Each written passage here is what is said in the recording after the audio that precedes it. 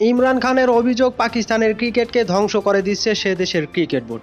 বাংলাদেশের কাছে টেস্টে প্রথমবার হেরেছে পাকিস্তান। এই হারের পরে পাকিস্তান ক্রিকেট বোর্ডকে নিশানা করেছেন ইমরান খান।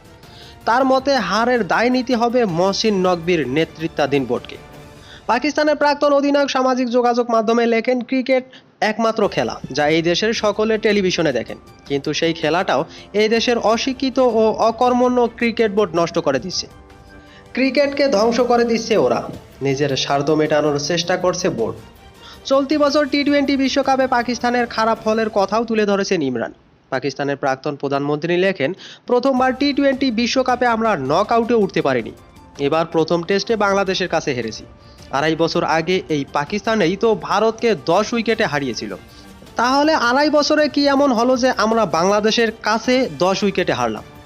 এই হারের দায় বোর্ডের, ওদের দায় নিতেই হবে। বাংলাদেশের কাছে হারের পরে বিবাদ দেখা গিয়েছে পাকিস্তান দলেও।